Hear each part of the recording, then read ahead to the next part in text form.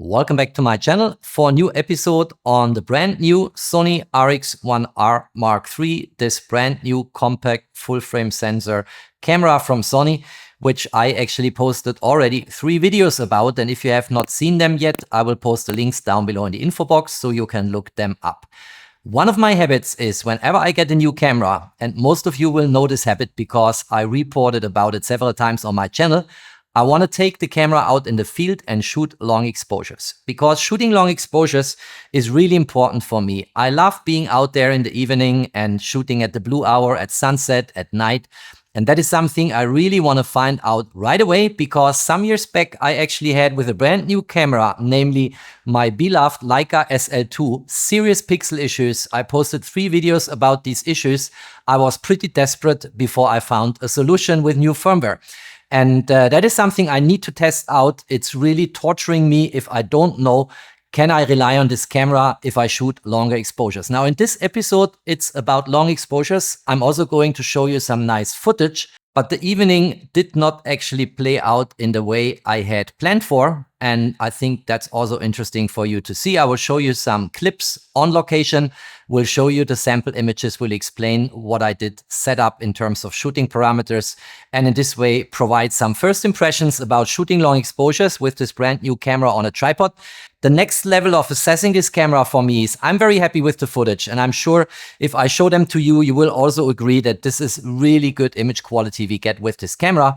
Then I want to, of course, take it to the next level, to a more technical level. I'll run the same tests with this camera as I did run with the 2 Leica Q3 cameras and the Fuji GFX100 RF. We'll compare the values and results with those 3 cameras, and that will be a subsequent video, which I will post very soon.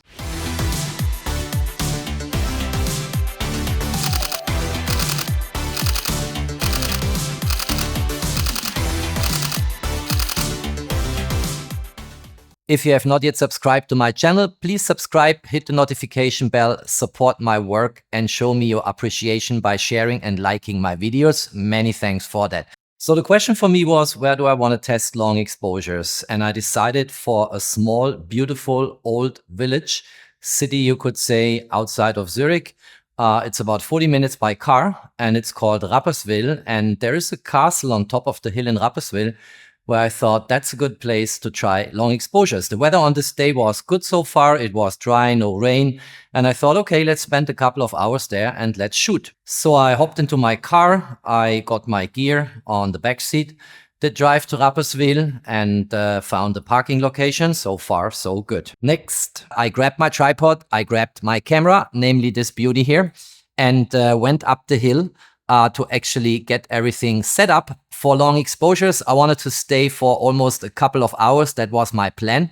But then everything changed. And I show you a first clip on location with live voice overlay, so you get first impressions what happened. Beautiful little castle, and you see it gets quite windy here. A very nice place. I need to come back here and do this all again when the weather is better. But we'll nevertheless see the footage here on my channel, because I think I get some nice shots. So the weather turned against me on that evening, and I was still about, I would say, 20 to 30 minutes away from that part of the blue hour in the evening where it gets dark enough to really shoot long exposures. And I wanted to shoot with an aperture of f8.0. That's for me, in my experience, a perfect landscape aperture, and also for cityscapes. But I didn't even make it up to 1 second in terms of longer exposures. And you will see 1 sample images later when I show my footage. So what I did is I did something aggressive. I actually stopped down to f16. And you see the smallest aperture here is an f22. And at f16, of course, and I'll quickly repeat this when we look into the images in case people are jumping from chapter to chapter in YouTube. At f16, I already faced the risk of maybe some diffraction kicking in. It would have been better to do it at f11, but that would have not allowed me to go as long as I wanted. So I risked it and went up to f16, so stopped drastically down. But actually the footage looks really, really good. What I also did is I typically shoot at the base ISO of a camera if I have the camera on a tripod. And that's here for this camera is an ISO of 100. And that was the first image, which you will see later in the footage, which I did shoot. But in order to get the exposure longer, I also here went down drastically and went down to the lowest available level here on the ISO scale, and that's an ISO of 50. And typically that is not ideal. I mean, a lot of people always think the lowest ISO is the best ISO, but that's not true. The best ISO of a camera where you get the cleanest signal from the sensor is the base or native ISO. And for this camera, it is actually an ISO of 100. But I risked it, went down to 50 to actually gain headroom for going longer on exposures. I was shooting in fully manual mode and it worked. And in this way, I could actually work my way up in terms of longer exposures to 10 and 20 seconds, which I will show you later in the sample images. So let me show you another quick clip. It's a little bit shaky footage because I was filming with one hand, but I want to really give you live impressions of that shooting situation in the beautiful city of Rapperswil. But I'm still shooting, experimenting with different parameters, trying to find out what the camera is capable of, and still enjoying my time here. And here, that looks like rain here at the horizon. Look at that. A lot of rain is coming. So here you see basically without shaky footage, the parameters I was using up to 20 seconds, f16, so drastically stopped down at the risk of some diffraction. Then ISO 50, autofocus single, and so on and so on. Auto white balance, I'll quickly cover that when we look into the sample images. And of course a self-timer on a very sturdy tripod because it was quite windy. And at the very end I got some nice footage. I show you one last clip from the location and then I go right away into sample images. I actually got the shots I wanted. I think this is good enough to get the place on my channel. But look at that, the rain is already over the bridge. I need to rush up now because the Sony RX1R III is not weather sealed and I need to get back into the car to make sure I escape the thunderstorm. I see you back in the studio, guys. All right, let's look into the images I was able to shoot before I had to escape the thunderstorm. I couldn't stay as long as I originally planned for, but I think I did get some nice shots here. And that's the first shot I want to show here. We talk about long exposures here, so we'll see later 10 seconds, 20 seconds. And here, if you look into this image, this is 0.6 seconds at a typical landscape aperture f8.0, shot at the base ISO of 100 of the RX1R III, which also used to be the base ISO of its predecessor, the Mark II. And if you look into that and crop in by 100%, very nice. Colors are very nice. Look at that painted house here, Anno Domini, and then you get the year when this was built. Very nice in terms of color rendering, in terms of sharpness and details, and generally in terms of overall image impression. I like a lot what I see here. Look into that. Very nice, very sharp by the way, and also despite the hazy atmosphere we had in the weather, also on the other side of the lake, on the opposite shore, very nicely captured. Look at these terrace houses here, sitting on the hill here. Very nice, and I want to show you a few more images. So here is now a 10-second exposure where I changed my parameters. Based on the approaching thunderstorm, I knew I cannot wait before it gets completely dark, so I had to do a little bit of cheating here, and I stopped down the aperture from f8 to f16 to allow for longer exposures, at the risk, of course, of some diffraction kicking in, but I don't see it here in this image. I think this looks nice and fine, and I also deviated then downwards from the base ISO of 100 to an extended ISO of 50. And that is something I typically don't do if I have a camera on a tripod. I always go for the base ISO because that gives me the cleanest signal of the sensor. But here, because I wanted to gain headroom to make my exposure longer, 10 seconds in this case, I decreased ISO to 50 and stopped down to f16. And I think the image looks pretty reasonable, pretty good, if you look at that. And I was very happy to see that at 10 and 20 seconds, which I'm going to show in a moment, I did not see any pixel rain. I experienced with some new cameras in the past that all of a sudden, if you go for longer exposures than 1 or 2 seconds, like 10, 20, 30 seconds, all of a sudden you see a lot of pixels appearing in an image which should not be there. And that's absolutely not the case here. I had to remove not a single pixel. Long exposures worked very well with that camera lens combination, and I'm very pleased about it. Now let me show you 3 frames. So this one is to the left hand side of the bridge towards the Swiss mountains. You see here, by the way, how hazy the weather really was. And then I took with overlap another one by turning the camera to the right, and then another one with overlap, turning the camera again to the right. Watch that sequence again.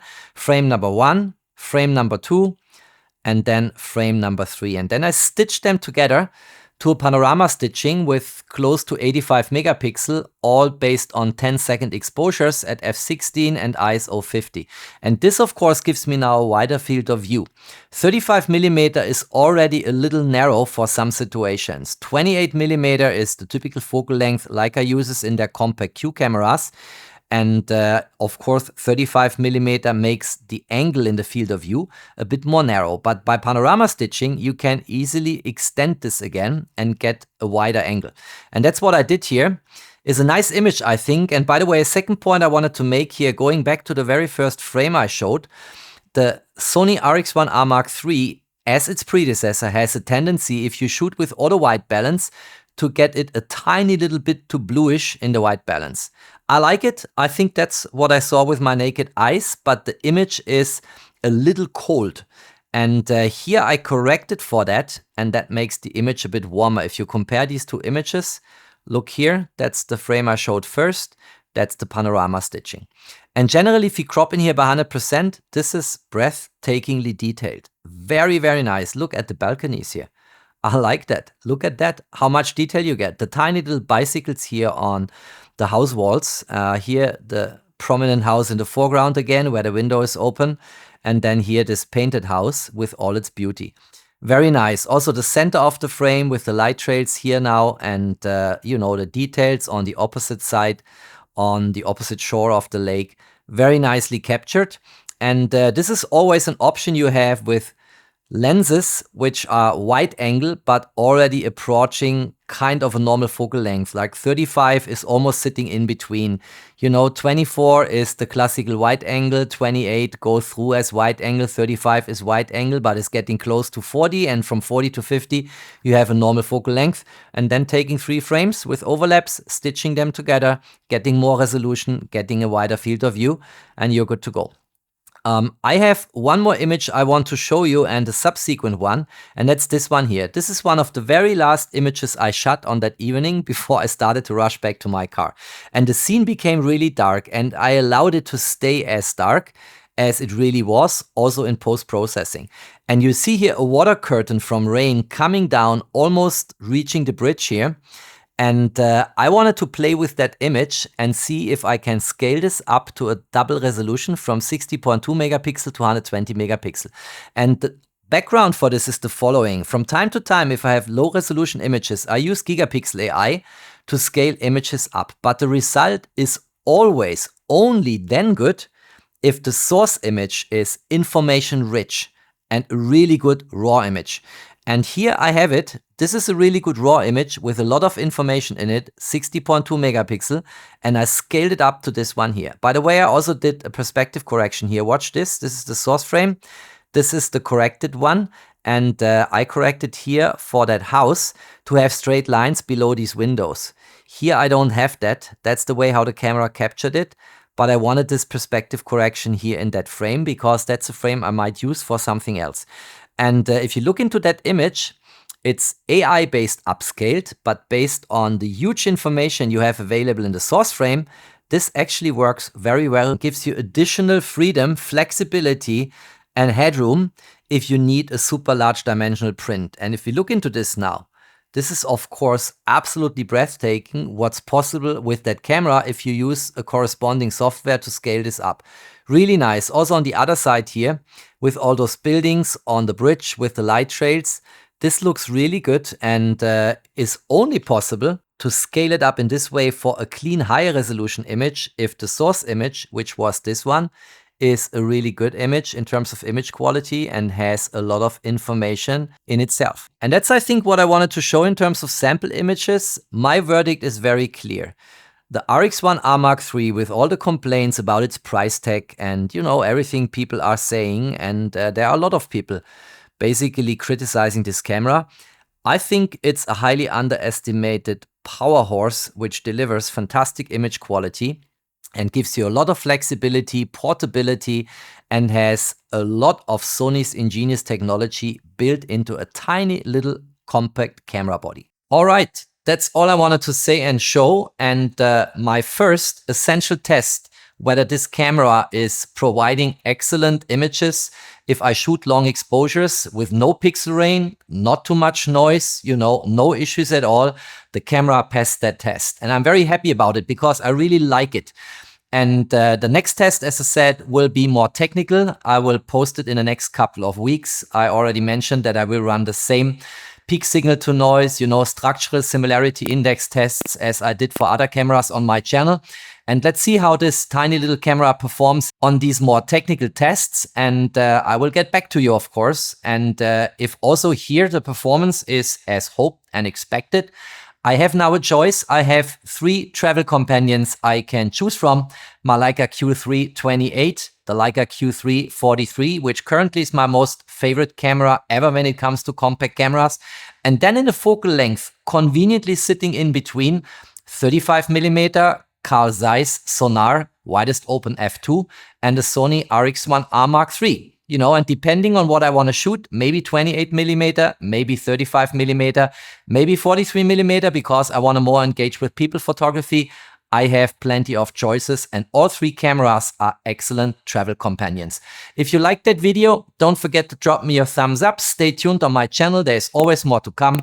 Thanks for watching. Stay safe and healthy. And of course, peace out.